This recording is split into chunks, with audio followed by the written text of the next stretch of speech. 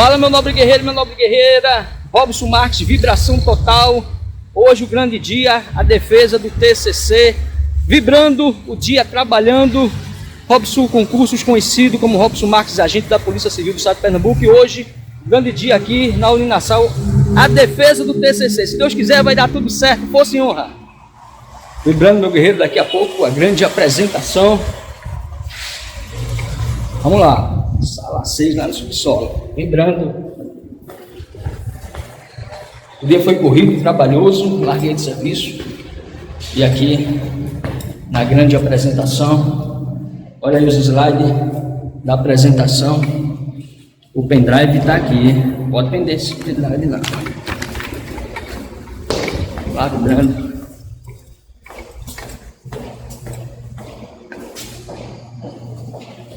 Olha aqui, ó. Está tudo preparado, brinca. A grande professora. Tudo bom, professora? Tá gravando a live? É? Ah, isso aqui vai pro canal Robson Concursos. Eu gostei. A grande professora. Vai ser 10 aí. Ou 10. se Deus quiser, professora. Obrigado, Vai dar tudo né? certo. Ela já chegou lá.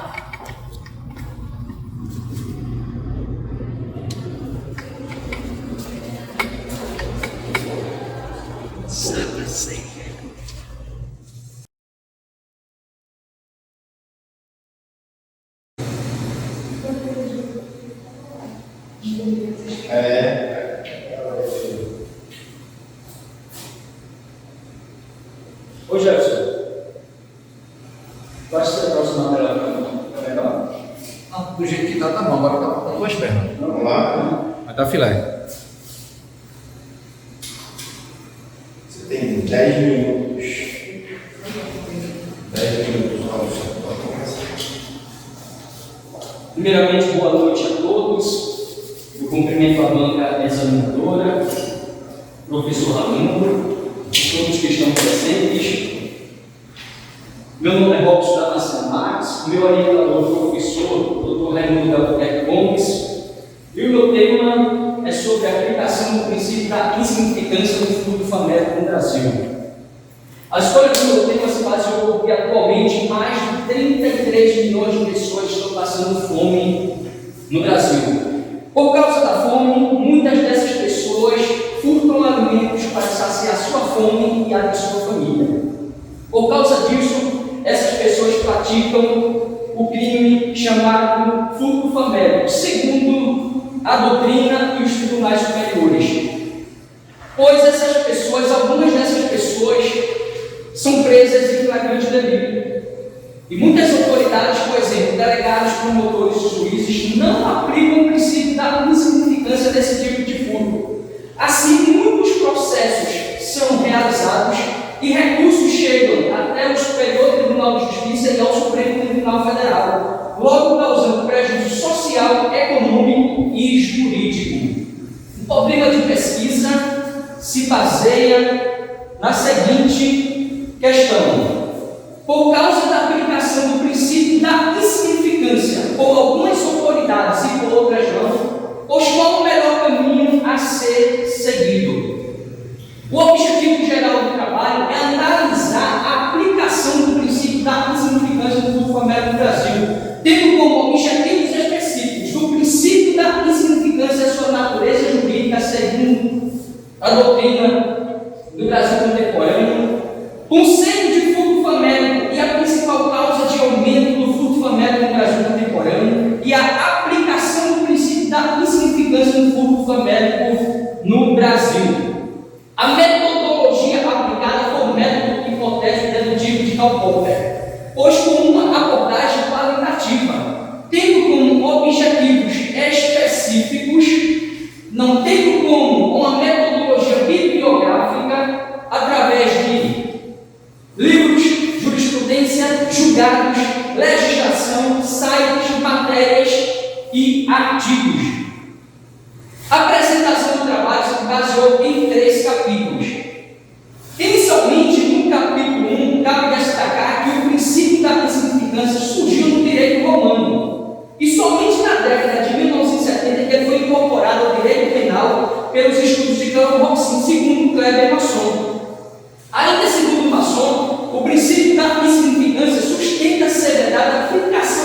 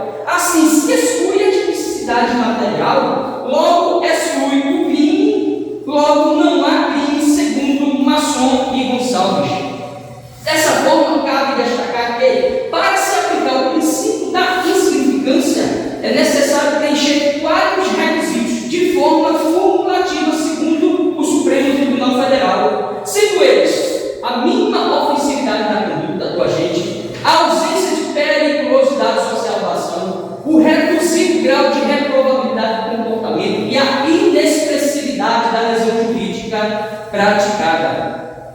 Diante disso, eu trago como exemplo esse habeas corpus, que teve como relator o ministro do Supremo Tribunal, Gilmar Mendes, no qual ele disse que é uma absoluta irrazoabilidade de ter se movimentado todo o Estado de polícia e todo o Estado juiz para se julgar o réu pelo furto de uma peça de picanha avaliada em R$52.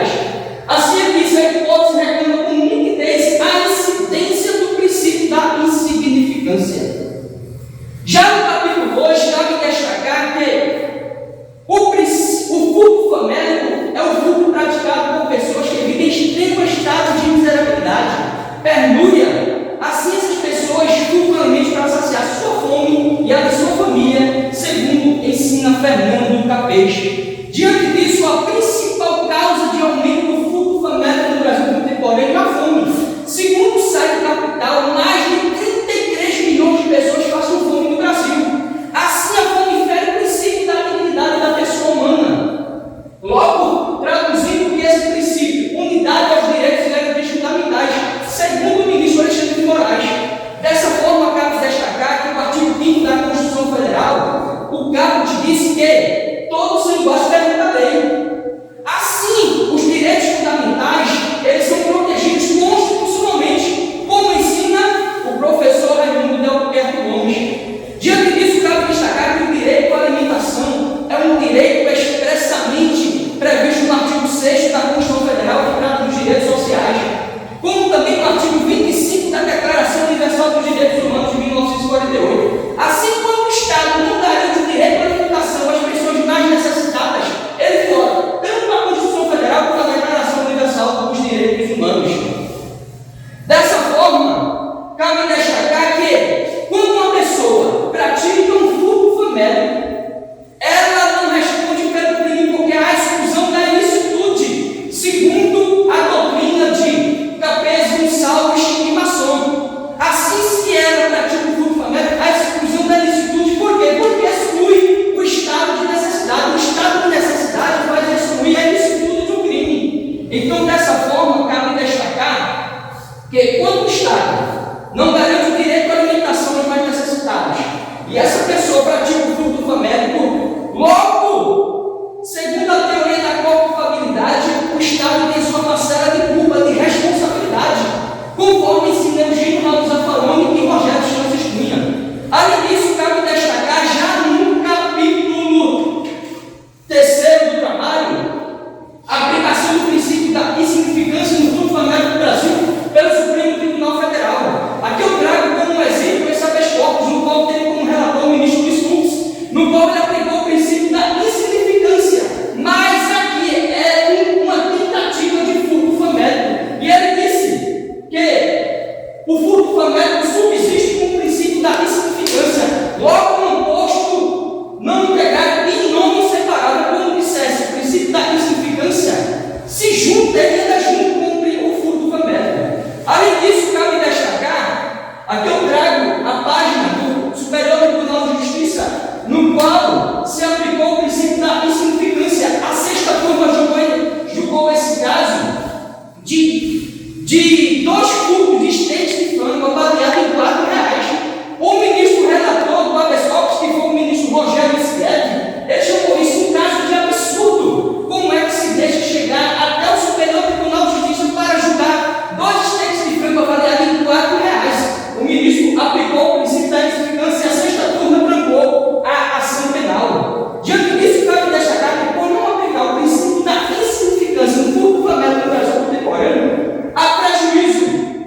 Isso mesmo, por não aplicar o princípio da insignificância no furto famélico do Brasil contemporâneo, há prejuízo social, econômico e jurídico. Há prejuízo social por quê? Porque muitas pessoas são presas em flagrante delito. Às vezes as pessoas sofrem com toda a ação, como também a sua família. Há prejuízo econômico por quê? Porque o Estado, o preso gera custo para o Estado, como também para a sociedade. E na maioria das vezes, o valor do processo é muito mais superior do que o valor do bem furtado. Como exemplo, os 2 esteites de frango julgados pelo ministro Rogério Schietti.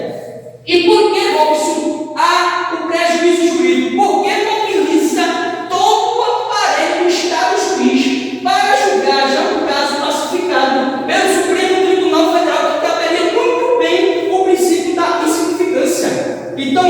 isso é um absurdo.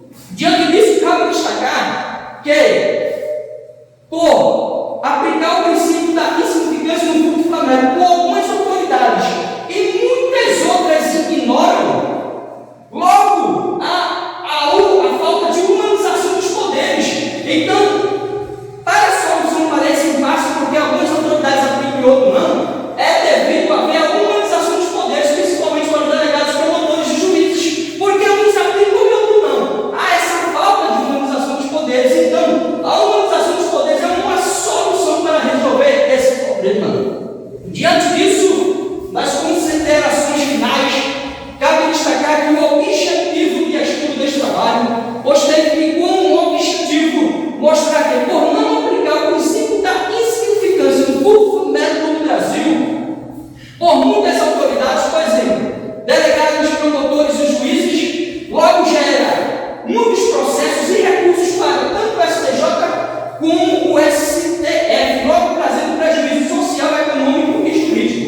Assim, o objetivo deste trabalho foi alcançado e a finalidade foi mostrar que a principal causa que proporcionou no primeiro momento o grande aumento do furto familiar no Brasil foi a fome. E porque muitas autoridades insistem, principalmente delegados, promotores e juízes, em não aplicar o princípio da insignificância já classificado no furto familiar. Ante o exposto, cabe destacar que, por haver uma absoluta irrazoabilidade por não aplicar o princípio da insignificância no caso concreto, como a fome é a principal causa de aumento do furto familiar no Brasil, como o Estado não garante o direito à alimentação expresso na Constituição da Declaração Universal dos Direitos Humanos, como há uma falta de humanização dos poderes, percebe-se que o melhor caminho a ser seguido é a aplicação do princípio da insignificância pelos delegados, promotores e juízes no furto familiar no Brasil contemporâneo. Porque se faz justiça para as pessoas que vivem em extremo estado de pobreza. Por fim, segundo Joseph Jones, a justiça é o direito do mais fraco. Aqui estão algumas referências bibliográficas utilizadas no trabalho.